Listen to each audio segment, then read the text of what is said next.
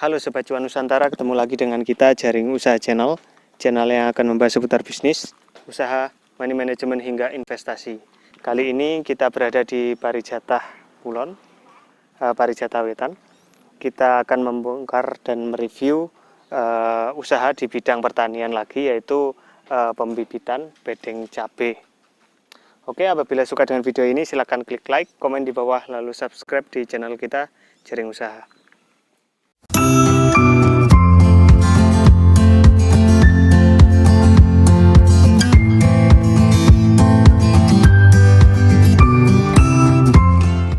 Selamat siang Mas. Siang Mas. Oke, pertama-tama perkenalkan dulu namanya siapa dan alamatnya di mana ini Mas?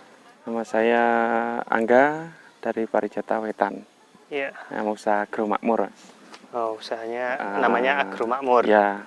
Oke. Bergerak di bidang pembibitan cabai. Pembibitan cabai, siap. Nah, ini pertama-tama saya flashback ini Mas untuk sejarahnya ini. Kenapa kok tertarik usaha pembibitan cabai ini, Mas? Dulu bagaimana ceritanya? Dulu awalnya karena saya melihat orang-orang kok kebanyakan orang penyemai pembibit cabai itu kok rumahnya kok bagus-bagus Mas ya. Oh, gitu. Jadi saya penasaran. Dari situ saya kok pengen punya usaha pembibitan cabai. Yang pertama itu. Yang kedua, dulu banyak permintaan bibit cabai karena orang tua saya itu dulu penimbang cabai, karena permintaan benih dari petani itu banyak, sedangkan stok yang ada di bedengan langgan itu nggak ada.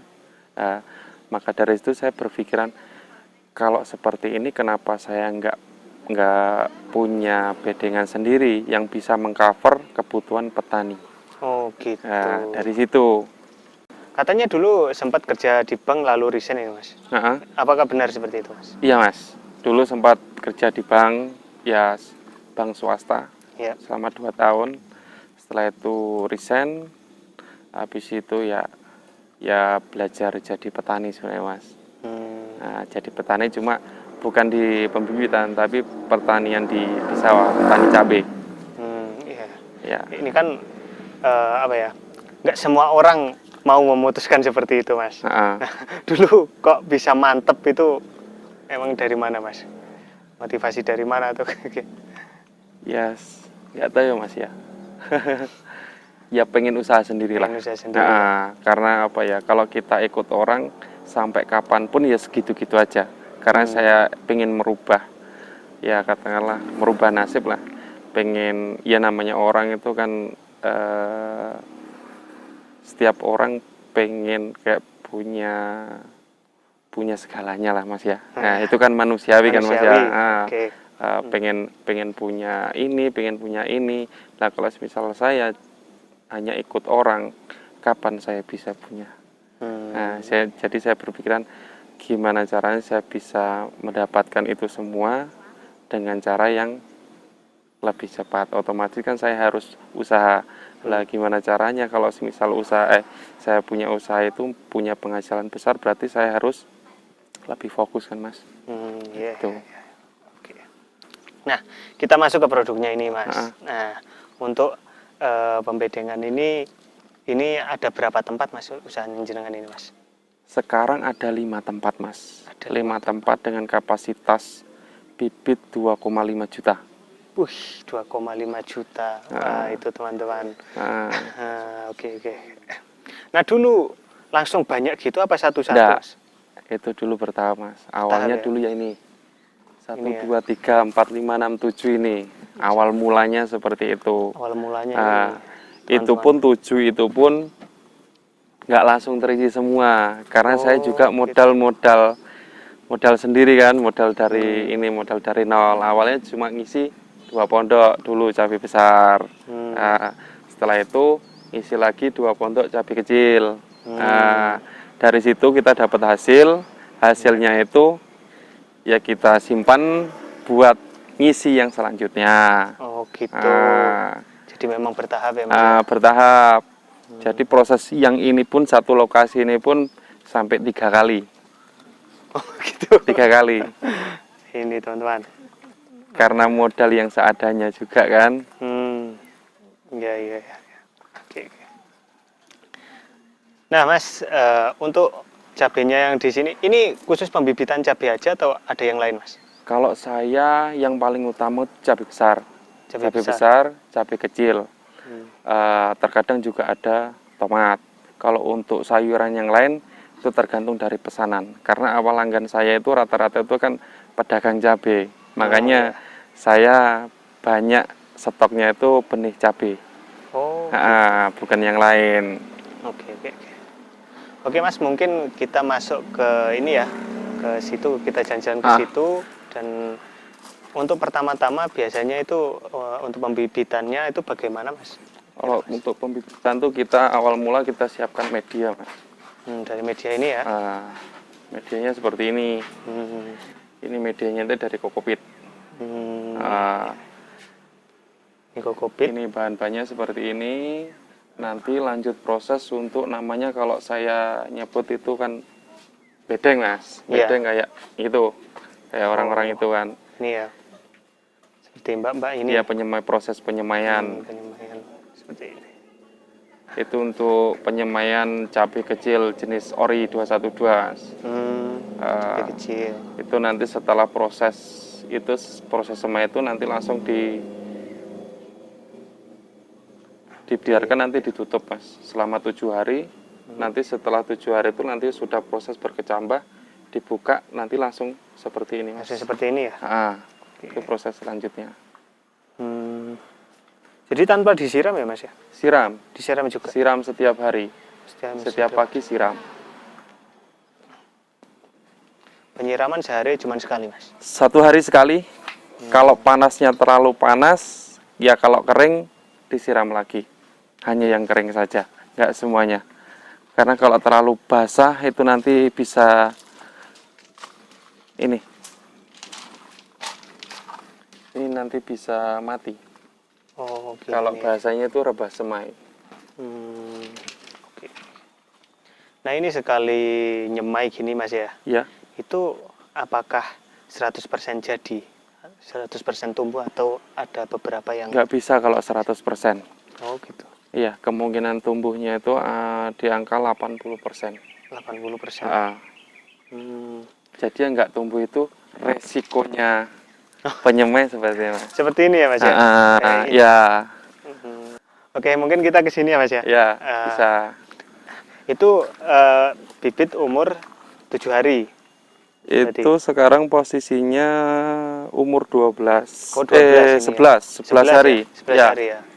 Kalau yang 11 ini, Mas, ini umur? Yang ini sekarang umur 22. 22 hari segini, teman-teman. Jadi ini sudah mulai disortir, Mas. Becanya di tempat sini, ini sortirnya itu kalau sudah besar seperti ini. Jadi isinya tuh full, nggak ada yang kosong. Kalau di tempat saya, ini sortirnya itu ada 4 lah. Jadi ada yang grade A, grade B, grade C, sama kosong. Gitu. Jadi kan kelihatan ini ada yang besar, ada yang agak tanggung, ada yang kecil, ada yang tanah kosong nanti kan, yang nggak tumbuh itu kan jadi ini. Oke. Nah, jadi ini yang bisa saya bilang ini merupakan kualitas yang saya jamin. Karena apa? Kan petani itu kalau beli bibit, katakanlah beli bibit 1000, setidaknya di dalamnya itu kan ada 1000, ya kan? Terkadang kalau beli bibit dalamnya ada yang kosong, ada yang kecil, itu kan terkadang orang ada yang komplain lah seperti itu kan. Karena nggak sesuai sama ekspektasinya kan. Makanya kenapa saya sortir kalau usianya sudah seperti ini. Karena sudah saya jamin kalau sudah seperti ini racak semuanya besar kayak gini, ini racaknya tanggung, itu racaknya kecil. Seperti itu. Jadi di dalamnya sudah nggak ada yang kosong. Itu jadi kepuasan pelanggan kan. Otomatis setelah disortir gini, yang grade A berarti ibaratnya penjualan itu yang harga termahal berarti ya, Mas ya? Enggak, semuanya sama. Karena semuanya apa? Sama.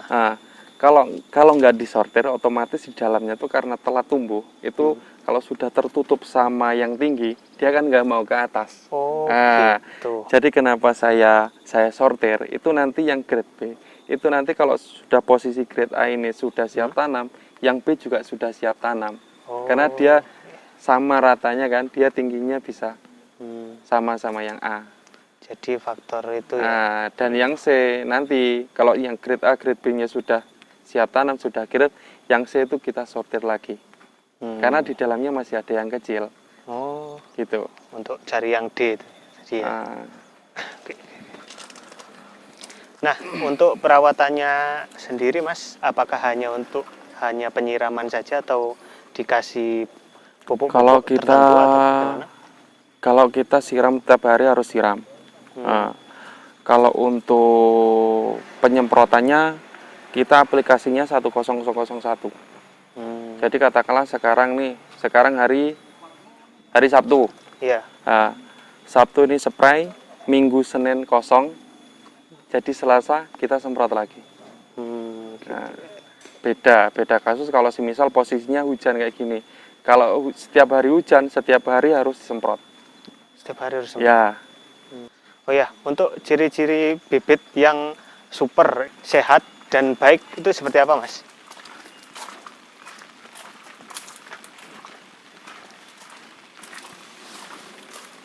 Oh, seperti Bibit ini. kalau sehat itu kan terlihat dari daun. Awalnya dari daun. Nah, Awalnya daun dari ini kan mulus semua kan. Tidak ada Oke. bintik-bintik atau bintik. Biasanya kan kalau bibit kayak gini kan terkena namanya penyakit itu karak daun bahasanya ini kan. Setelah itu kalau dari segi tampilan daunnya seperti inilah. Karena nggak ada ininya kan, nggak ada luka atau apapun. Yang kedua itu dari akar. Dari akar, akarnya semuanya kelihatan putih. Oh, gini ya. Nah, putih. Ini kategori kalau bibit itu sehat. Oke. Ya kan? Ketiganya dari vigornya ini. Oh, batangnya. Nah, batangnya sampai atas ini kan bagus. Nggak ada bintik-bintik apapun kan. Nah, biasanya kalau semisal bibit itu bermasalah, itu biasanya di batang bawah sini dia mulai agak membusuk karena terkena bakteri kan. Itu. Oke. Jadi ini untuk bibit yang sudah siap tanam. Oh, ini. Untuk bibit yang siap tanam seperti ini, Mas, ini dari pembenihan tadi sampai seperti ini itu membutuhkan waktu berapa hari ini, Mas? Ini umur 35 hari. 35 hari. Nah, Dan untuk idealnya penanaman, Mas, penanaman di lahan itu umur berapa hari? 25 hari sampai 40 hari. Ideal. Ideal ya itu. Ideal. Kalau kurang dari itu bagaimana, Mas? Kurang dari itu ya kemungkinan di lahan ini kan banyak.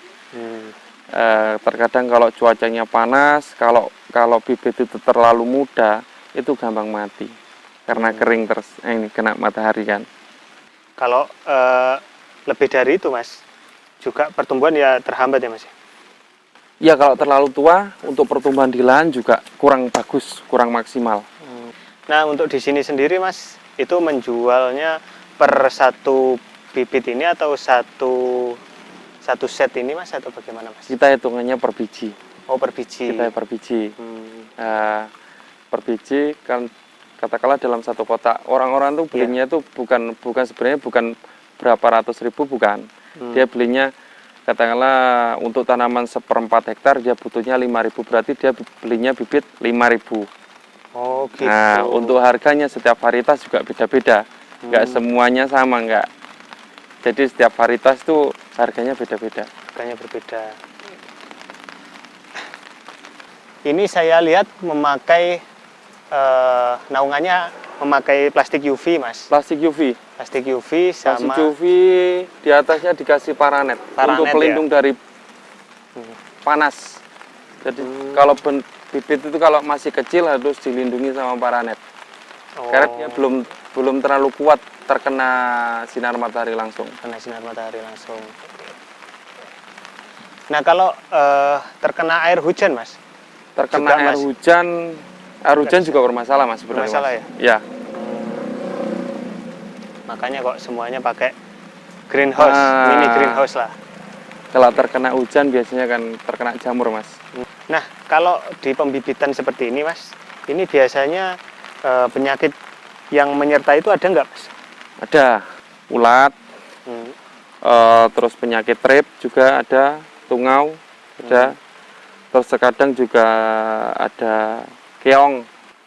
Nah, itu untuk mengantisipasinya itu seperti apa, Mas, biasanya, Mas? Kalau ngantisipasinya ya kita setiap spray itu harus dikasih insektisida. Itu sebelum terkena serangan. Tapi nanti kalau sudah terkena serangan ya kita harus penyemprotan, harus dikasih insek yang tepat sasaran. Semisal penyakitnya trip ya obatnya juga yang khusus untuk trip. Kalau terkena ulat ya kita spraynya yang insek yang khusus untuk ulat. Oke. Oke teman-teman, dikarenakan cuacanya sedang hujan sekarang, jadi kita tidak bisa melanjutkan videonya. Dan semoga video kali ini bermanfaat. Jika ada pertanyaan silakan drop di kolom komentar. Dan jika Sobat Cuan Nusantara ingin membeli bibit yang ada di sini, silakan kontak di nomor WA yang ada di deskripsi. Oke, ya, itu saja dari kami. Semoga bermanfaat. Salam semangat, salam pengusaha, salam cuan.